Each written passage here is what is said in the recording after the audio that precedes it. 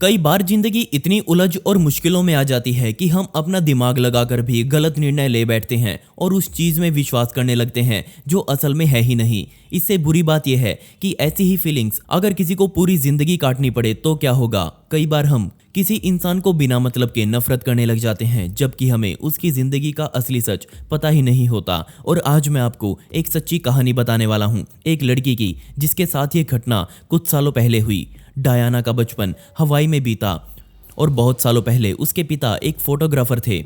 मैंने बहुत सालों पहले क्यों कहा, क्योंकि इस लड़की ने अपने पिता को कई सालों से देखा ही नहीं था। जब उसके माता पिता का तलाक हुआ तो डायना की जिम्मेदारी उसकी माता को सौंपी गई, जिसके बाद वो दोनों एक अलग शहर चले गए और वहां जाकर अपनी नई जिंदगी शुरू करी। शुरुआत में उसके पिता कई बार उसके पास आते रहते थे, वो उन्हें कॉल करते थे और छुट्टियों में डायना को बाहर घुमाने भी ले जाते थे। और सबसे जरूरी बात, वो डायना और उसकी माता की आर्थिक रूप से मदद भी कर रहे थे।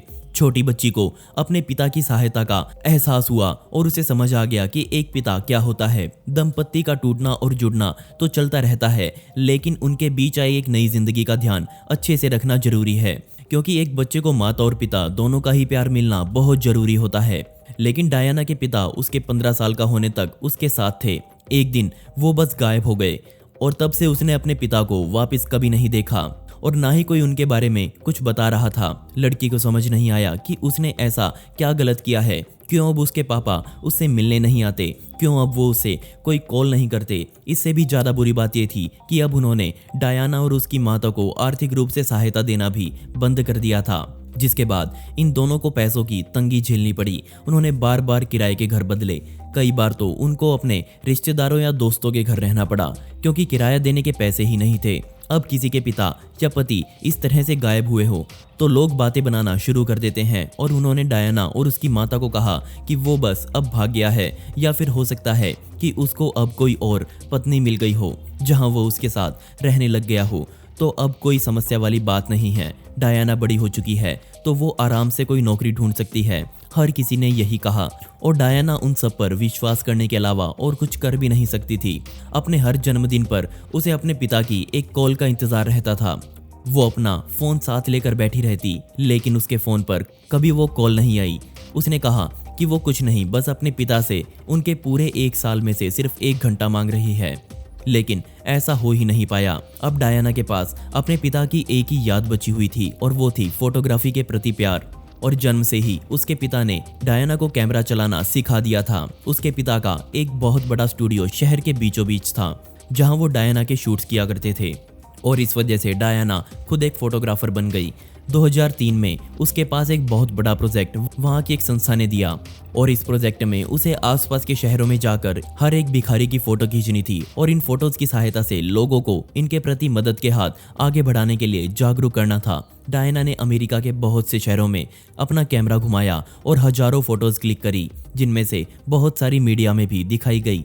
इसके बाद डायना ने खुद अपने पिता की तरह एक स्टूडियो खोला और अपनी माता और अपना खर्चा आराम से चलाने लगी। अब उसको अपने पिता की कोई याद नहीं आ रही थी, वो अब बस उसे एक धोखेबाज आदमी बोलने लग गई थी जिसने उनको लावारिस छोड़ने के अलावा और कुछ नहीं किया। लेकिन एक घटना ने डायना को ऊपर से नीचे तक बदल कर रख दिया। सन 2003 में डायना को कुछ दिल दहला देने वाला दिखाई दिया। 2003 में जो भिखारियों की फोटोज उसने क्लिक करी थी उनको वो 2013 में देखकर अपनी यादें ताजा कर रही थी और इन्हीं हजारों फोटोज में से एक फोटो ने उसका ध्यान खींचा और ध्यान से देखने पर, साथ ही अपने माता को दिखाने पर उसको अपने पिता की फोटो दिखाई दी। जी हाँ, आपने सही सुना, वही पिता जिसको उसने सालों से नहीं देखा था। उनको समझ नहीं आ रहा था कि उनके साथ ये क्या हुआ है। कुछ लोगों ने कहा कि ऐसे इंसान के लिए चौराहों पर जिंदगी बिताना ही सही है, क्योंकि उसने अपनी पत्नी और बेटी के साथ बहुत बुरा किया था। लेकिन डायना ने किसी की नहीं सुनी और बिना हिचकिचाए डायना होनोलुलु शहर पहुंच गई और काम था सिर्फ एक भिखारी को ढूंढना। उसने अपने पिता को कई हफ्तों तक ढूंढा, लोगों से पूछताछ करी, पूरा शहर घूमा। बेशक उम्मीद अब मिलने की बहुत कम थी, क्योंकि पूरे 10 साल बीत चुके थे और जैसा हम सबको पता है कि कुछ भी हो सकता था। उसने अपने पिता से मिलने की सारी उम्मीद अब फिर से छोड़ दी थी। उसको लगा कि शायद वो अब किसी नई जगह पर चले गए होंगे, या फिर हो सकता है कि वो अब जिंदा ही ना हो। उसके मन में बहुत सारे सवाल थे, लेकिन अक्सर कहा जाता है कि ढूंढने पर तो भगवान भी मिल जाते हैं, इंसान तो चीज़ ही क्या है। और ऐसा ही कुछ हुआ डायना के साथ। एक दोपहर उसकी किस्मत अच्छी थी और एक भिखारी को उसने पहचान लिया। आखिरी बार उसने जब अपने पिता को देखा था तो उसकी उम्र सिर्फ 15 साल की थी और आज वो पूरी तरह से अकेले एक कूड़ेदान के पास कुछ ऐसे बैठे हुए थे। डायना ने कुछ देर दूर खड़े होकर ही सोचा कि वो अपने पिता से क्या बातें करे, कैसे वो खुद की पहचान बताएगी। लेकिन यहाँ डायना को एक और झटका लगा। जैसे ही डायना ने बात करी तो उसके पिता ने उसे पहचानने से ही मना कर दिया और उनका व्यवहार पूरी तरह से बदला हुआ लग रहा था।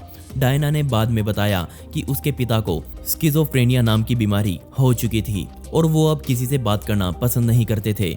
वो अपने आप मन मन में बोलते रहते थे। डायना ने सोच लिया कि वो अपने पिता को इस हालत में छोड़कर नहीं जाएगी और उनकी मदद करेगी। डायना अपने पिता से मिलने हर रोज आने लगी और उनके साथ समय बिताने लगी। उसने मदद करने की कोशिश करी लेकिन उसके पिता ने मदद लेने से इनकार कर दिया। तब डायना ने उन चीज़ों का इस्तेमाल करना शुरू किया जिससे इन दोनों का गहरा नाता था। जी हाँ, आपने सही सोचा, कैमरा और फोटोग्राफी। सिर्फ यही एक तार था जो इन दोनों को आपस में जोड़ सकता था। अक्टूबर 2014 में उसके पिता को हार्ट अटैक आया और वो अपने पिता को एक हॉस्पिटल लेकर गई और अपने पिता के साथ वहीं रहने लगी। अभी भी उसके पिता उसको नहीं पहचान पा रहे थे लेकिन फिर भी वो उन्हें अपने घर ले आई। वो हर रोज कई घंटे उनके साथ बिताने लगी। वो सारा दिन उनको अपनी पुरानी फोटोज दिखाती और उनको डॉक्टर के पास लेकर जाती। किस्मत से उसके पिता की याददाश्त वापस आने लगी। डायना ने अब अपने पिता को एक कैमरा दिया ताकि उनका ध्यान फिर से फोटोग्राफी में लग सके, क्योंकि उनको शुरू से ही इसी चीज से प्यार था। डायना बहुत खुश थी क्योंकि उसके पिता की हालत अब बहुत तेजी से सुधर रही थी। डायना ने कहा कि कभी लोगों की बातों में आकर अपनों के रिश्तों पर सवाल नहीं उठाने चाहिए। ये एक बेटी का प्यार था जो अपने पिता को चौराहों से उठाकर वापस आम जिंदगी में लेकर आया। आज उसके पिता एकदम सही हैं। वो आज फोटोग्राफी करते हैं और कई बार अपने रिश्तेदारों से मिलने के लिए साउथ कोरिया चले जाते हैं। उनको अपना बुरा समय बिल्कुल याद नहीं है। डायना ने कहा कि ना सिर्फ अपने पिता को बल्कि जो भी इंसान चौराहों पर रहते हैं उनका उनके रिश्तेदारों द्वारा ध्यान रखा जाना चाहिए। अगर ऐसा हुआ तो कोई भी बेघर नहीं बचेगा। हर बेघर इंसान की कोई बुरी कहानी जरूर होगी। ऐसे ही कोई शौक से चौराहों पर आकर नहीं बैठ जाता। अगर डायना ने वो फोटोग्राफ्स नहीं खींची होती तो वो भी अपने पिता को एक धोखेबाज आदमी बोलती रहती। तो ये थी सच्ची कहानी। जिंदगी में कुछ भी हो सकता है और आपको जल्दी ही किसी भी निर्णय पर नहीं पहुंच जाना चाहिए और ये सच्ची कहानी इसका उदाहरण है। साथ ही दोस्तों, मैंने दूसरा चैनल मेरी कहानी स्टार्ट कर दिया है जिस पर आप सभी की ही वीडियोस आने वाली हैं। तो डिस्क्रिप्शन में दिए गए लिंक पर क्लिक करके वहां की वीडियोस भी देखें और साथ में मुझे मेरे इंस्टाग्राम पर या फिर ईमेल पर अपनी कहानियां भी भेजें जिनको मैं एनिमेट करके आप सभी के सामने रखने वाला हूं। दोस्तों, पिछली वीडियो का शाउट आउट जाता है कुलदीप सिंह को जिन्होंने बहुत ही प्यारा कमेंट किया था। इस कमेंट के लिए आपका बहुत बहुत शुक्रिया। और दोस्तों, आपको ये वीडियो कैसी लगी मुझे नीचे कमेंट सेक्शन में जरूर बताइएगा और इस वीडियो का पार्ट 2 चाहिए हो तो कमेंट्स में पार्ट 2 जरूर लिखें। ऐसे ही इंटरेस्टिंग वीडियोस देखने के लिए मिस्टीरियस दुनिया को अभी सब्सक्राइब करें। मिलते हैं अगली वीडियो में। ये वीडियो देखने के लिए धन्यवाद। साथ ही दोस्तों, अगर आपको इस वीडियो से कुछ सीखने को मिला हो तो इस वीडियो को लाइक जरूर कीजिएगा